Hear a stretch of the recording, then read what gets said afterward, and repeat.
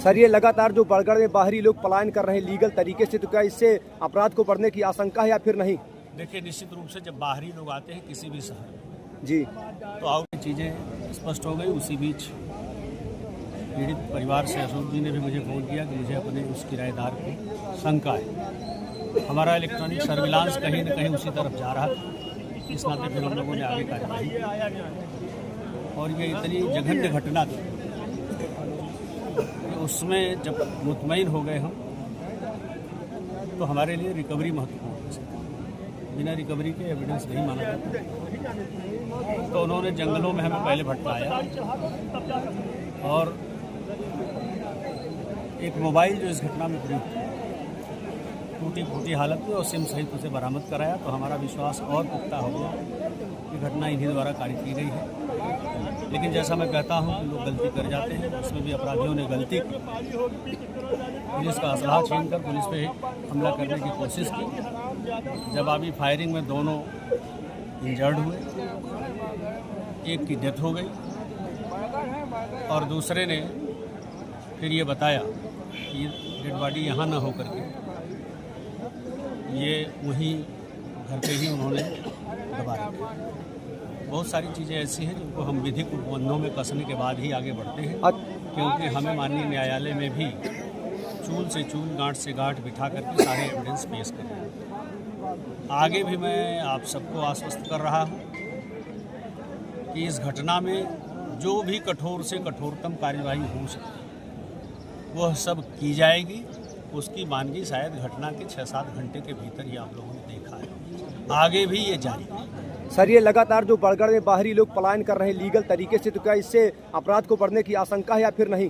देखिए, निश्चित रूप से जब बाहरी लोग आते हैं किसी भी शहर में जी, तो आउटस्कर्ट्स से ही कुछ न कुछ अपराध होते हैं। और आपके बरगढ़ के मामले में मैं आपको बताऊं कि मेरे अनुरोध पर मैंने लिखित अनुरोध किया है डीएम साहब के यहाँ से। मुझे एग्जैक्ट तो याद नहीं, लेकिन 3-4 महीने पहले ही इसमें एसडीएम, सीईओ और बीडीओ की एक समिति गठित है, क्योंकि बहुत सारे लोग हमसे मौखिक रूप से शिकायत करते थे कि यहाँ जो बाहरी लोग बसे हैं वो रोहिंग्या हैं। लेकिन मैं आपसे अपील करना चाहूँगा कि समिति के पास कुछ तो लिखित शिकायती प्रार्थना पत्र पहुँचने चाहिए, उसमें आप हमारी मदद करें। यानी कि सार्वजनिक रूप से आपके पास लेटर पहुंचाएं तो आप कार्रवाई आगे बढ़ाने का प्रयास करेंगे? निश्चित रूप से। मैंने कहा बिना साक्ष्य और बिना ऑर्डर के जी नहीं कुछ हो सकता।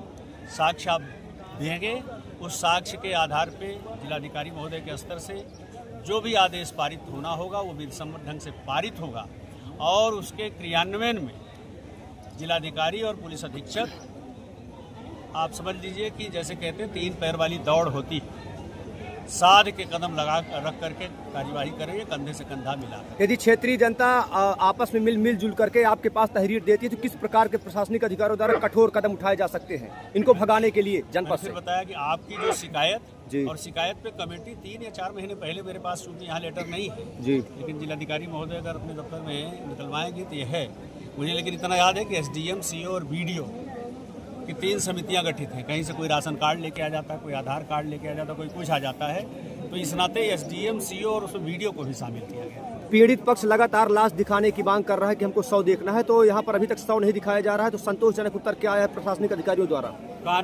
कानूनी उपबंध जो है वो हमारे लिए कहीं न कहीं आप मान लीजिए कि वो पत्थर की लकीर है। जैसे कि जिस समय हमने मुठभेड़ की सूचना कंट्रोल को दे दी, 24 घंटे के भीतर हमें एनएचआरसी को भी उसके बारे में डिटेल भेजना है। 25वां घंटा नहीं हो और लगभग 5 घंटे हमारे जाया हो।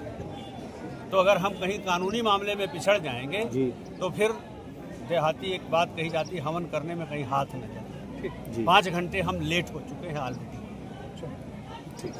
किसी व्यापारी के ऊपर सर किसी भी तरह की कोई कार्रवाई नहीं होगी? मैंने कहा ना कि कोई कार्रवाई करनी होती है, कोई होता नहीं। इसके अपन को डीएम